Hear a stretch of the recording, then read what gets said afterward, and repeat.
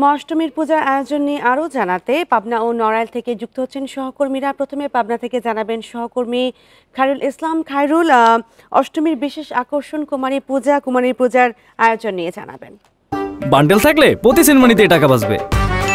বিকাশ send money bundle কিনে জিতুন প্রতি লেনদেনে।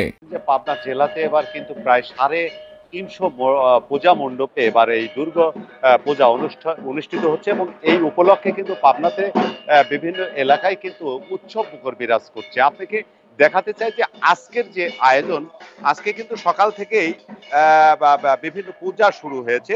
আপনাকে একটি বিষয় বলে রাখি যে শারদীয় দুর্গোৎসবের আজ কিন্তু মহা অষ্টমী এবং মহা সপ্তমী তিথিতে কিন্তু কলা বউ স্নান অর্থাৎ নবপত্রিকা প্রবেশ এবং মৃত্যুনিয় প্রাণ সঞ্চার শেষে কিন্তু আজ সকালে এই মণ্ডপে কিন্তু শুরু হয়েছে অষ্টমী বিহিত কিন্তু পূজা। আর নির্জলা উপবাস থেকে সনাতনী নারী, পুরুষ, শিশু, কিশোর থেকে শুরু করে বৃদ্ধ সকলে মিলে দেবীকে কিন্তু পুষ্পাঞ্জলি কিন্তু দেবেন কিছুক্ষণ পরে। পাশাপাশি আর এই তৃতীয় দিন আজ মহা ষষ্ঠমী এবং সন্ধি পূজা রয়েছে এবং পাবনার বেশ কয়েকটি পূজা মণ্ডপীকে একই সঙ্গে কিন্তু আপনি যেটি বলছিলেন যে কুমারী পূজাও কিন্তু আয়োজন হবে এবং অষ্টমীর মূল আকর্ষণ কিন্তু এই কুমারী পূজা, এমনটি কিন্তু সনাতন ধর্মাবলম্বীরা আমাদেরকে বলছেন। পাশাপাশি আজ ফুল, জল, বেলপাতা, ধূপ, তারপরে দীপ সহ কিন্তু ষোড়শ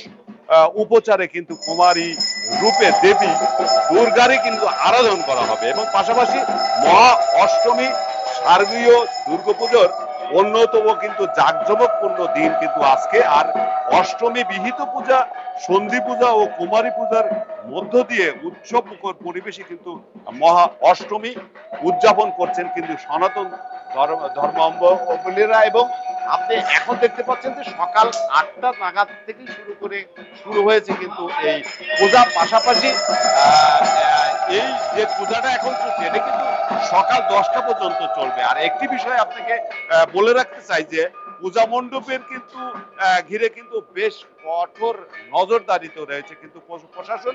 আপনি জানতে পারবেন যে এখানে আনসার, পুলিশ, পাশাপাশি কিন্তু র্যাব, আইন শৃঙ্খলা বাহিনীর কিন্তু অতিরিক্ত সদস্য কিন্তু নিয়োজিত রয়েছেন এবং সব মিলে বলা যায় যে পাবনার যে 350 পূজা মণ্ডপে এই পূজা উদযাপিত হচ্ছে এটা কিন্তু উৎসব মুখর পরিবেশে কিন্তু আয়োজন হচ্ছে। এই ছিল আমার কাছে পাবনা থেকে পূজা নিয়ে সব। জি খায়রুল ইসলাম, আপনি আমাদের সঙ্গেই থাকুন। এবার নড়াইল থেকে জানাবেন সহকর্মী আসাদুর রহমান। নড়াইলে পূজার আমেজ কেমন দেখছেন এবং নিরাপত্তা ব্যবস্থা কেমন দেখছেন?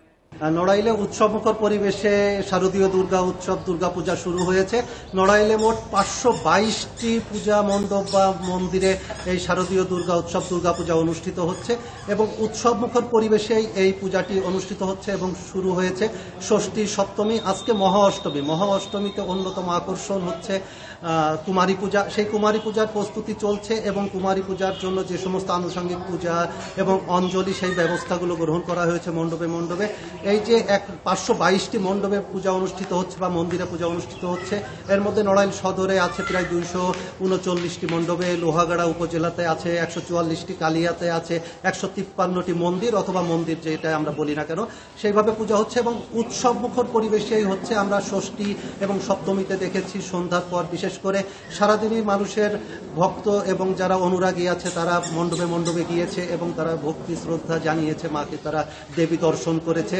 ঠিক সেই ধারাবাহিকতায় আজকে অষ্টমী, মহা অষ্টমীতে সবচেয়ে বেশি দর্শক এবং যারা ভক্ত অনুরাগী আছে তারা আসবে, তারা মায়ের দর্শন করবে এবং কুমারী পূজায় অংশগ্রহণ করবে। নড়াইলে বেশ কয়েকটি পূজা মণ্ডপ এবং মন্দিরে কুমারী পূজা অনুষ্ঠিত হয়। তার মধ্যে আমি যেমন এখন অবস্থান করছি নড়াইলের প্রধান শ্রী শ্রী দুর্গা মন্দিরে আমি অবস্থান করছি, এটা নড়াইলের বাধাঘাটে এইটার অবস্থান। একই সাথে এর পাশাপাশি সূর্য সেন পূজা মণ্ডপ, আমাদের নড়াইলের সবচেয়ে বড় যে মণ্ডপটি আছে রামকৃষ্ণ আশ্রম, সেখানে সহ কমপক্ষে 15টি মণ্ডপে কুমারী পূজা অনুষ্ঠিত হবে। আর এই পূজাকে ঘিরে নিরাপত্তা ব্যবস্থা জোরদার করা হয়েছে।